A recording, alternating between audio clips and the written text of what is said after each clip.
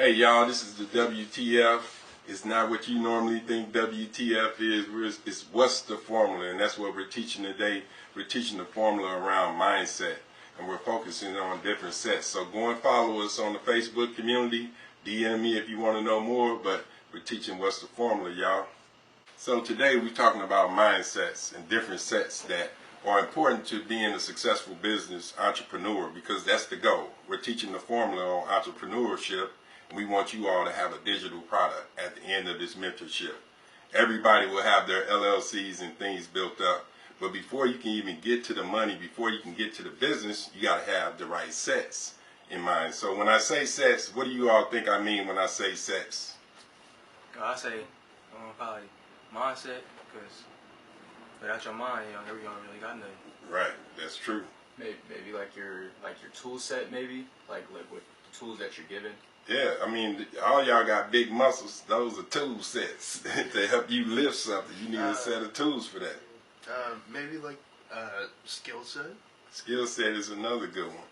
And we all have tool sets. And everybody has a different tool set. Your wrench might not be strong as my wrench, or vice versa, but you still got a wrench. So you still got a tool set.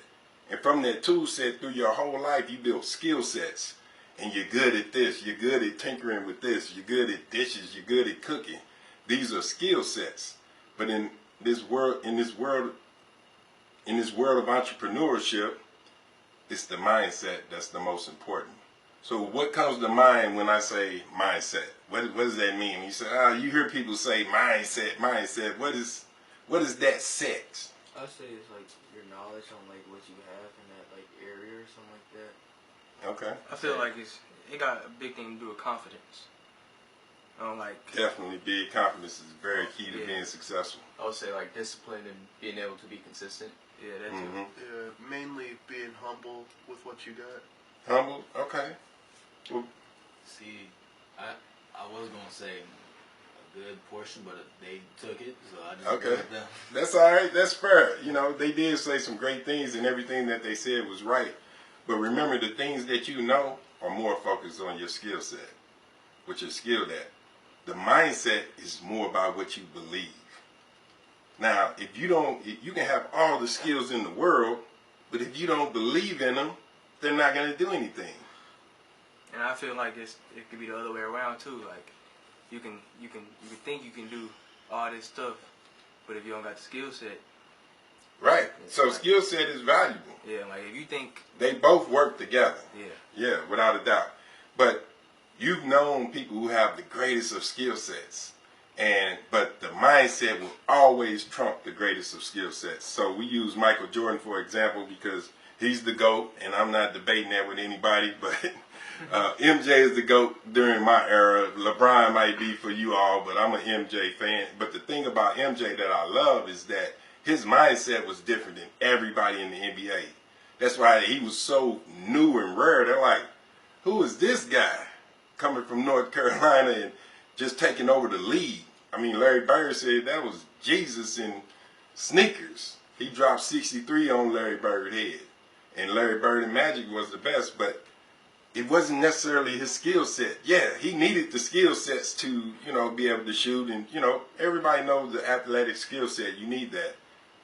Kobe had the same skill set. Shaq had he was more powerful. Reggie Miller, I'm dating myself with these people. They could shoot better.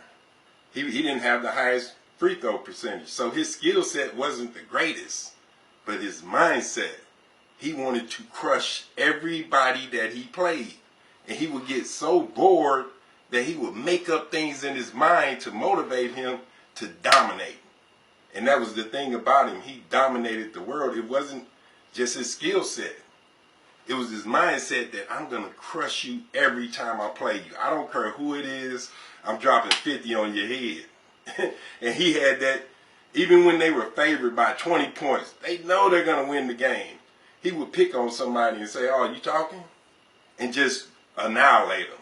And where other teammates was like, "Why did you say something to Mike?" Because he had the mindset that if you say anything, I'm going to crush you. So let's fast forward that to business. You might know people who have far greater skill sets than what you have, but they might not be as successful as you. You know, it's people that they say were better than Jordan, but they didn't have the right mindset. So mindset is so critical, because while we're on the athletes, what do you all think? We see these crazy numbers that these athletes get. $300 million contracts, $150 million contracts, and for 5 years. Like, you should be set for life. How many of them do you realize that are still successful after their NBA career? Percentage, what do you think? The amount of people, the amount of athletes that are still successful after their career is over. It's pretty low. I know that much. Because when they're in the league, they think that, oh, I got all this money, I can spend, and then they get out and they go bankrupt most of the time. Yeah, or if they think they get that money, what if you get injured, career, Right. ended It's injury, over. Mm-hmm. and you already blew all that money on cars and buying your girlfriend $300 million Rings, beauty supplies, all that, and yeah. you break your leg to where you can't play no more. Now you gotta work a regular job or try to use that fame you had Mm-hmm. to get you some more endorsement deals. Right. Yeah. And but like the specific percentage, I say about like 15%, probably. Either lower. It's actually a little higher than that, but 70% of all athletes file bankruptcy 5 years after they're out of the league. I mean, they had $250 million, not million. $250 million is $250 million contract. But you know what the gap was? They took their skill sets and made some money, and they bought a bunch of assets with it. Houses, jewelry, cars, trips, all of these assets, but they didn't have the mindset to allow that money to make money babies. Because we want to make money babies. It's easy, everybody can make some money, but can you make some money babies? And that's through investment. I say like it's like a temporary check or something like that. You work so hard to do all this to get in the NBA and stuff, and you make money, but you have no knowledge to do. Like when you get the money, you have no knowledge like what to do with the money or something like that. You don't Exactly. you don't put it into like other businesses or anything to make money while you're in the NBA. They just blow it on cars and houses, and all the other unnecessary stuff, and you can get that stuff later. Exactly. It's not going anywhere. That's why Rick Ross is in Evander Holyfield's old mansion. He talk about, I got the biggest estate, I got this. That was Holyfield's, the boxer, the champ, the heavyweight champion's mansion, and he lost it all. And he was a champ for years, and he had to sell his mansion, and Rick Ross bought it for pennies on the dollar. Because couldn't nobody afford something this big and the maintenance of it, and Evander couldn't either. And Evander is almost illiterate. He can't hardly read or write. So he never worked on his mindset. He just took his skill sets to get some assets. But at the end of the day, he's still upset because he didn't work on his mindset. Remember the mindset. If somebody was to give you $1 million today, this time next year you won't have anything but a vehicle. Maybe you bought a house. Now you can't pay the taxes on the house. Now the maintenance on this car, because you wanted a Lambo, to get an oil change, it costs you a few $1,000s. They don't think about that. They just wanted the asset. So they took their skill sets, got the assets, and still ended up upset because they didn't work on their mindset. So that's what we're doing within this program, is focusing on this. All of you all have skills. You all have a toolbox. You got a tool set. We get it. And we want you all to get assets. But before you want to hold on to those assets, you got to have the right mindset. What do you mean like by assets? So, good question. So an asset is a house, is a car, is the ring. I mean, a Rollie is an asset because Rolexes don't lose their value unless you bust them down. A lot of these rappers and these actors and athletes putting all the diamonds in their Rolexes, and it has no value once you touch it. But you get a regular Rolex with none of those diamonds are worth more than one of those bust downs. So they see these as assets, the toys, the fun things that we all like to do are assets. So Antoine Walker is a prime example of an NBA player who had one of the largest contracts. And he thought, okay, I'm going to invest this money and I'm going to give it back to the hood. And he bought a lot of properties that it just went under. His whole property management company went under because he didn't have the mindset on how to invest properly. He had all the money that you could think of and he was thinking, what can I do with it? But you remember most athletes come from a poor background. They come from poverty. Most of us came from poverty. Not necessarily your generation, but mine. We come out of poverty, so we have a poverty mindset. So it's like money burns a hole. That money burning a hole in your pocket. As soon as you get some money, you think, okay, how can I get rid of it? Let me buy this. Let me buy that. Let me buy this. Let me buy that. And that's how most people with a poverty mindset thinks, because they're just the number one contributors. I mean, the number one consumers of the world is black people. We're at the bottom of contributors. Some of us still contribute, but we consume so much because we have a poverty mindset or a survival mindset. And survival mindsets mean be safe. Make sure you don't do this and don't do that because we got to survive. We got to be in survival mode because the man is working against us and this. That's gone, y'all. Stop watching slavery movies. It's over with. Quit regurgitating that. That just messes with your mindset. You don't need that. Just get some of that noise out of your mind and focus on this thing. And I often tell people, we're brainwashing in this mentoring group because your brain has so many filthy programs in it, it needs some scrubbing. Got to get that stuff up out of there. But just getting it out of your brain and out of your mindset is one thing. You got to replace it. And we replace it with daily habits, and we talked about that, and we're going to talk about that in another episode. But these are some of the mindsets why you think, you see these actors and these actresses, all of these people that get all this money, you think, wow, they got all that money. And then next thing you hear, they're filing bankruptcy. They're on drugs or whatever the case may be. Not all of them, but 70% of them are like that. Think of the lottery winners. The average person that plays the lottery is poor. Rich people don't even play the lottery. You ain't heard of one person that's rich winning the lottery because they don't play it. Because that mindset is, you ain't going to get the lottery overnight and get, $2 billion overnight. The average entrepreneur knows that the odds of you getting that are so low. Actually, I learned the proper. It's more likely for you to get struck by lightning twice than winning the lottery. But think of but even with that knowledge, and you learn that at the age of 18, think of all the adults out there that you'll see them in the gas station with a handful of tickets. They want the lottery. They want to get rich quick. 80% of all lottery winners are broke a few years after they win it. Like, wait a minute, you just won $100 million. How are you broke a couple years later? Because the mindset was poverty. It was survival mode. When you get that much money, you're not in survival mode anymore. But until you reprogram your brain, that's where you're stuck at, no matter how much money you get. So I was just thinking in class one day, and I was thinking like, people buying all these $1 million houses and stuff, and I was thinking like, if you gonna buy $1 million house, you gotta be making 3 to 4 times as much as the house is, because you still gotta pay for the house, pay bills, all that. And guess what that's called? A survival mentality, mindset. So think of what he just said, which is perfect. A lot of people live off of that. Elon Musk, one of my favorite people that I follow. I like him a lot. You should follow him too. Elon Musk doesn't own any real estate. He doesn't own a house.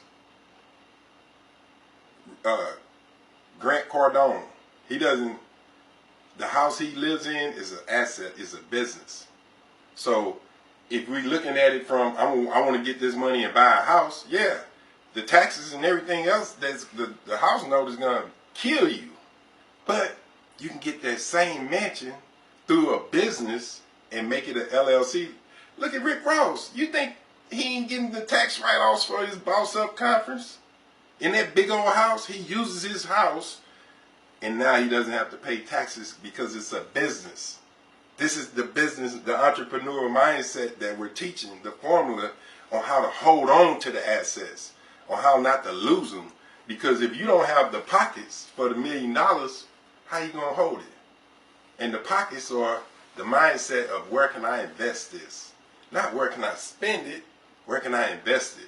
Yeah, we all spend money and everybody does, but if you do it right through your LLC, every expense, including your clothes, your vehicle, your home, is a tax deduction. And it'll save you money. Unless you come in it with a survival, I just got the bag, I'm finna buy my mama this big old house, I'm gonna buy myself this big old house, I'm gonna buy me 10 cars, and then you just spend money on all cars are depreciating assets, unless they're classics. So if you get anything new, as soon as you pull it off the lot, it loses money. It's still an asset, but it's losing money. You could Toro that same car and make it where it's a true money-generating asset. So one of my mentors, Marvin Mitchell, he lives in St. Louis, but he has a house in Atlanta that he paid $2 million for, a mansion. That's the one you got to drive a golf cart just to get up. It's on the hill. Big pools, beautiful place. He got a couple Lambos in there. He doesn't live there, but it's his house. All he has to do is rent it out for 10 days, and it pays for everything. So he has 20 days where he can live in it, or he can rent it out more. So if it pays for itself in 10 days, what happens in 30 days? Those other 20 is all profit. So he has a big house. He has the Lambo, but it's all under the business. It's not in his name. So now he's saving money on taxes. He's creating expense reports and all these things. So you can have the same assets with the right mindset. You can hold on to them. And then being upset will no longer be an issue. The thing you'll be upset the most about is, how do I spend this money? Because it's coming. The bag is coming. But again, if you skip that critical mindset piece, all the skills in the world will only allow you to be so successful. And then you'll fall off. And then now what? Because you put all your eggs into that basket, but you never worked on this. And this is a daily job to work on. So the daily habits, you might think all I need to do is read a book and I have a new mindset. The old programming isn't going to allow that, because the old programming is going to tell you, no, they're talking crazy. That's a Ponzi scheme. That's a pyramid scheme. They're trying to get over on me. And these are the old programmings of your survival mode, putting fear and saying, don't do this, don't do this, don't do that, don't do this. But it never tells you what to do. So what I implore you guys to do is control your own mindset. The schools are only going to do so much. They're teaching you how to be workers. And if that's what, I mean, we all are workers in one form or fashion. We all work. But they don't teach you about being an entrepreneur. And that's the formula that we're teaching up in here, is the entrepreneurship. Yeah, you can spend 4 years in college and get a bachelor's degree. In business, if you apply the correct principles and get your mindset right, within 4 years, you'll be a millionaire. When in college, it requires 4 years before you even get the job. And that job might only be $100,000, which is taxed at 30 or 40%. So you're really only bringing home between 60 and 70. And that doesn't include medical insurance and all your expenses. So you might think, yeah, I got $100,000, but you really don't, because Uncle Sam got to have it. And that job's not always guaranteed either. If you think about it, like, most people go to college, you know, they're going through the same thing, they're doing the same thing every single day. That's keeping them, you know, from doing other things that they might have been doing in the other 4 years that they don't have, essentially. And most people, you know, they think of it as like a safety net, but if you really think about it, you know, you're going through the same patterns every single day, and then you don't have that guaranteed job after it's all said and done. And some people will get a degree that, you know, won't even be used. Right. I've met people, what'd you get that degree for? Just to say I got it. Now you're in debt. Like, why would you do that? I didn't even mention the debt, Yeah, think of the debt. Even the military. Now, the military has a lot of benefits that'll help you pay for housing and VA loans. And so you get a lot of benefits, but you're going to march.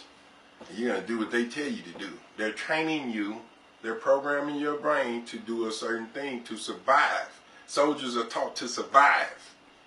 College students are taught to survive by getting a job, by going to college. This is the institutional changes that Rockefeller set this up over 100 years ago because he wanted to build a workforce. And so he designed the educational system to be this way because we need a strong workforce and we need people that'll do these jobs for us while we sit back in our lavish Lambos and big yachts and they all work. But instead, now what we're saying is you can skip college, you can skip the military, and before you even get out of high school, have an LLC, have a business where you're making money while you're still in high school. Yeah, you might have to work a 9 to 5 just to make sure you got gas money and things like that. But if you focus your skills on your mindset and build that up, your skills are going to take you to the moon or wherever you want to go. I thought you had your hand up. You did one of these. Oh. No, Mitch did it. He said, we can edit that out. So here's the thing, fellas, in conclusion. All of you all have great skill sets that came from your tool set. God provided that for you. And God told everything. I always repeat this. I know you guys might get tired of hearing it, but God told everything to bow down to Adam in Genesis. All the religious books talk about the beginning. And he said he made this earth for us. Everything was designed for us to live and be gods on this earth. Because he said we're made in his image and after his likeness. Now, if God say that about you, then what that make you? They're God. We are deities made flesh on this earth and we don't even accept it. But that's blasphemous. God will strike you down and you better watch out. The bolt of lightning is going to come. God is like, man, you my son. I want y'all to go out and multiply. He ain't just say that for us having sex with people. Multiply everything you're doing. Multiply your skill sets with the correct mindsets and you can get all the assets that you want. Because everybody has assets when they're doing the right things and it doesn't require the athletes, the actors or actresses and the rappers. If you got that skill set, great. You know, you can still, play on that and make a whole lot of money. But look at what Jay-Z doing. Some of these big boys, Dr. Dre, they have the mindset to keep. Diddy just spent $185 million on the largest black dispensary, medical marijuana. He just spent $185 million. You know why? Because he could. He didn't have to. He's a billionaire.